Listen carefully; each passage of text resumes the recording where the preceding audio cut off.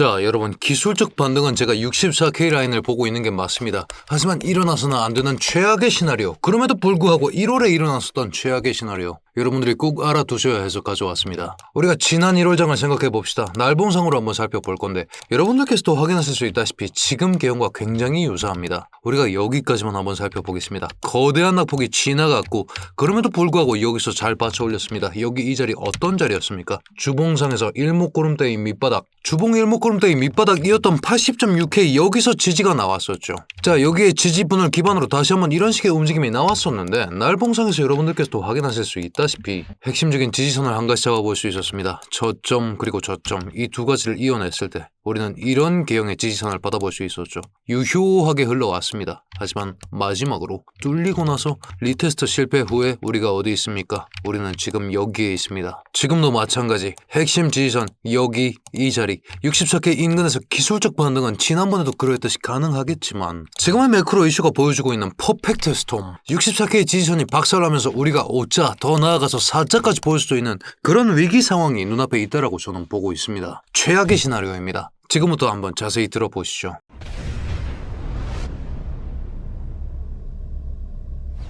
반갑습니다. 현명하게 매매하자 코인인사이트의 현호 트레이더 인사드립니다. 자, 시장이 정말 힘듭니다. 국제유가 고공행진하고 있고 거기에 맞춰서 유동성이 완전히 쪼그라들었습니다. 이걸 뭘로 증명할 수 있습니까? 블랙록에서 환매를 제한함으로써 유동성 자체가 수축했다. 자, 이 두 가지 사실을 기반으로 우리는 반드시 알아둬야 하는 최악의 시나리오가 있는데 오늘 이 부분 자세히 정리해서 여러분들이 이해하시기 쉽게끔 준비해뒀으니까요. 지금 좋아요 한 번씩만 부탁드리면서 이 내용까지 한번 들어보시죠. 자, 여러분, 첫 번째 리스크, 지루한 전쟁입니다. 지금 이란은요, 지휘부가 사실상 없습니다. 아니 현우야, 차남 살아있지 않느냐? 여러분, 이란의 통치체제를 아셔야 됩니다. 라흐바르라는 최고 지도자가 있습니다. 라흐바르가 있고 그 밑에 종교 지도자가 따로 있고 그 밑에 또 대통령이 있고 그 옆에 혁명수비대, 군사 지도자, 얼굴마담, 그리고 종교 지도자가 있다고 합니다. 지금 이 차남은 아직까지 종교 지도자로 선출되지 않았습니다. 그리고 라흐바르로 올라서지도 않았죠. 왜 안 올라서고 있습니까? 라흐바르 생기면 어떻게 합니까? 미군이 다시 한번 폭격해서 폭사시킵니다.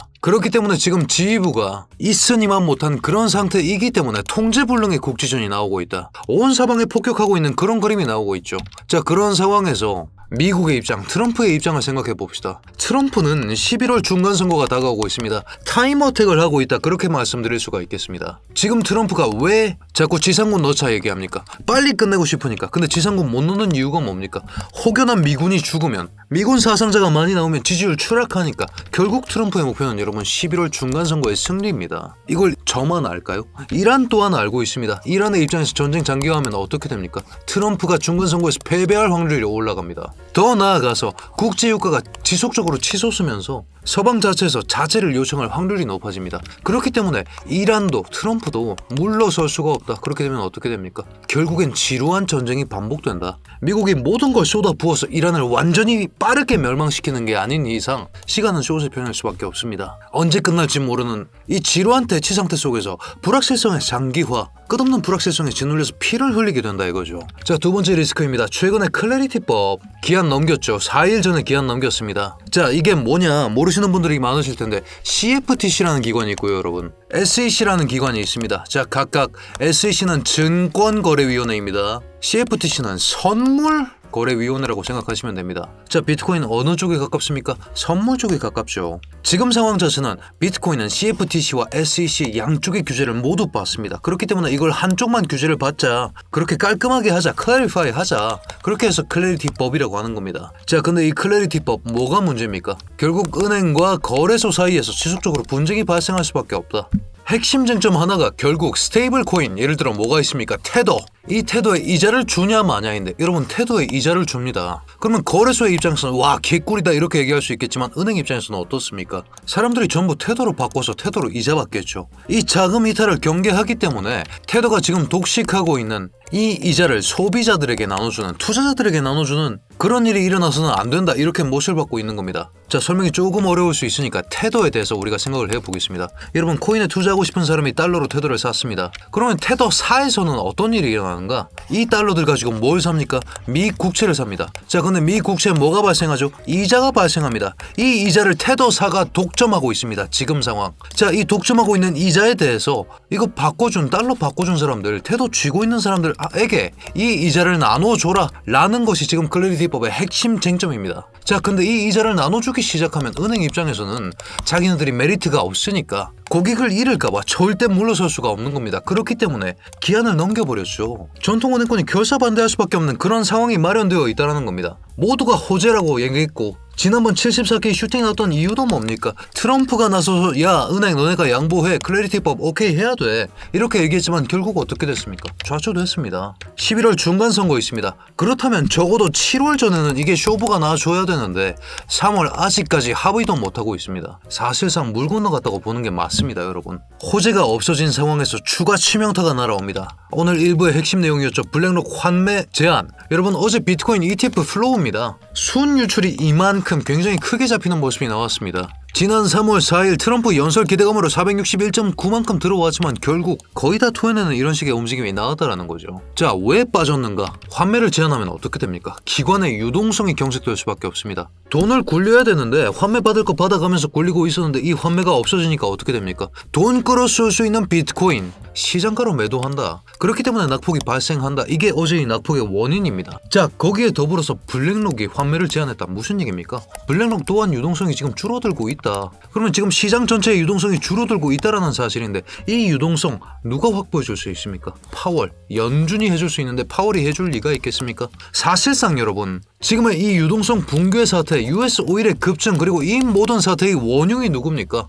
트럼프가 핵합의 곱게 했으면 됐습니다. 월요일에 얘기 잘 했으면 됐습니다. 토요일에 얘기하자 해놓고 미사일 때려서 죽일 건 아니었다 이거죠. 그렇기 때문에 지금 이 유동성 붕괴 사태의 사실상 모든 책임은 누구에게 있습니까? 트럼프에게 있습니다. 트럼프가 싼 똥을 파월이 치워줄까요? 평생을 이렇게 앙숙처럼 싸워왔는데 절대 안 치워줍니다. 여러분 이런 식으로 너무 지나친 확대 해석일 수 있겠지만 여러분들이 확인하셔야 되는 사항들이 반드시 존재를 한다는 겁니다. 그렇기 때문에 여러분들께서 이런 식의 인사이트들 시청만으로 돈이 되기 위해서 받아가셔야 된다는 거죠. 저희 코인 인사이트 구독해두시면 이런 내용들 하루에 한 편씩 정리해서 올려드리고 있으니까요. 이런 내용까지 꼭 받아보시면서 자신의 스탠스, 자신의 포트폴리오를 점검해 보시길 바라겠습니다. 아니 현우야, 그래서 결론이 어떻게 된다라는 거냐? 우리 64K 기다리고 있으면 된다라는 거냐? 저는 이 64K가 굉장히 위험해 보입니다. 기술적 반등이 나와줄 거면 66.3에서 받치는 게 더 그럴듯합니다. 왜? 상승분 이미 다 토해낸 그 자리가 66.3이겠죠. 4시간 봉으로 보겠습니다. 급상승이 나왔죠. 이 급상승 토해내고 멈추는 자리가 어디입니까? 기존까지 우리가 활용할 수 있었던 이 채널의 논리를 그대로 따라가고 있었던 그 자리가 어디입니까? 이 채널의 논리를 따라가면서 이 중단선에 대한 강제 돌파, 그 돈 모자라서 이런 식으로 강제로 쳐올린 이 자리, 여기 가기 전에 이성적인 움직임을 보여줬던 자리는 여기 66.3이었습니다. 여기 이 자리를 받치고 있는 4시간 봉 일목구름대, 여기가 기술적 반등이 나와줄 거면 여기서 나오는 게 맞다 이거죠. 여기는 오히려 위험하다 이겁니다. 왜? 우리가 지난번 여기 이 자리 믿었다가 어떻게 됐습니까? 박살이 나버렸습니다. 박살나고 꼬르륵 당했다가 결국 쭉 뺐습니다. 이게 왜 일어납니까? 손바뀜 과정입니다. 제일 많이 쥐고 있던 놈 거 핵심 지선 무너뜨리면서 스탑로스 터뜨리고 패닉셀 유도해서 와르르 쭉 뺀 다음에 여기서부터 다시 매집한 그 그림.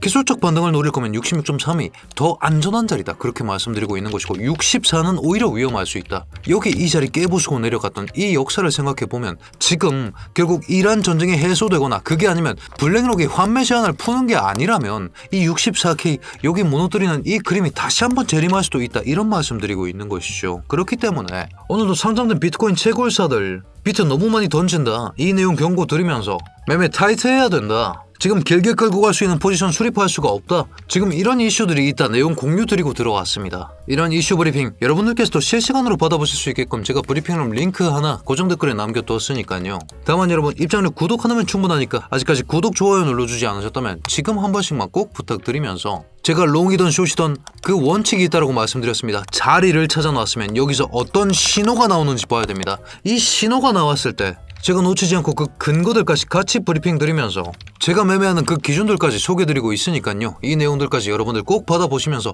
이번 최악의 시나리오가 저 또한 발효되지 않기를 바랍니다. 하지만 지금 상황이 여기서 반등 못해주면 64는 믿어서는 안 된다. 그런 결론으로 귀결이 되고 있습니다. 결국 64K는 66.3이 원웨이로 뚫려 나가면 64K에서 한 번은 받쳐주는 척만 할 겁니다. 결국에 깨져나가고 어떤 움직임 나오겠습니까? 지난 1월에 그러했듯이 깨져나간 다음에 리테스트 해주는 척하고 와르르 쏟아지는 이 과정 중에서 어떤 일이 일어납니까? 손바뀜들이 일어납니다. 손바뀜의 흔적 찾아봅시다. 아래 꼬리 길게 잡힌 캔들들, 이거 뭡니까? 누가 여기서 싹 받아 먹었다. 지금 매크로적 상황과 유동성 상황 자체가 이때보다 안 좋으면 더 안 좋았지 좋을 수가 없다. 오히려 지금 구조 자체를 플래그 패턴으로 본다면 어떻습니까?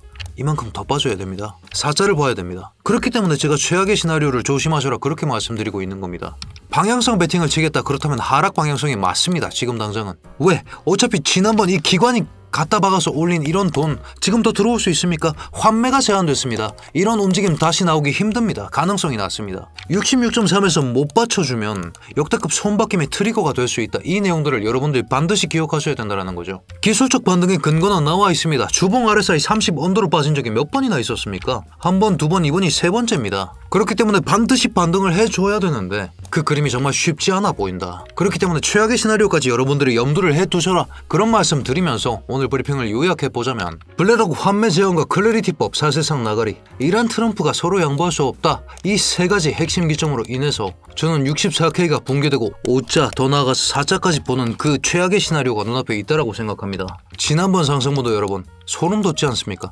이만큼을 플래그 패턴이라고 간주해 봤을 때 어떻습니까? 여기서부터 여기까지 얼마나 빠졌는지 한번 보십시오. 25% 뺐습니다. 30% 더 빠졌습니다. 이번 기대가 또 반복된다고 하면 여기서부터 30%를 더 빼야 되는 그런 그림이 나옵니다. 4잡으로 가야 된다 그 말이죠. 사실은 일어나서는 안 되는 일이지만 염두에 두셔야 된다. 지금 블랙록 환매 제한이 풀리거나 전쟁이 끝나는 게 아니면 이 시나리오의 가능성이 높다. 이 내용을 여러분들이 반드시 기억하셔서 66.3에서는 진짜 반등해줘야 됩니다. 그게 아니면 정말 힘든 그림이 나올 것 같습니다. 자, 이런 식의 분석 영상들 여러분들 마음에 드셨다면 굿 댓글 하나씩만 꼭 부탁드리면서 상황이 너무 좋지 않습니다. 이슈가 정말 최악의 최악으로 치닫고 있는 상황에서 이 이슈가 해소되는지 데이터로도 그리고 시황으로도 뉴스로도 제가 파악되는 내용들 공유 드리면서 단기 타점 위주로 공략하고 있으니까요. 여러분들 이런 내용까지 꼭 확인하시면서 안전하게 리스크 관리하면서 성투하는 좋은 하루 되시길 바라겠습니다.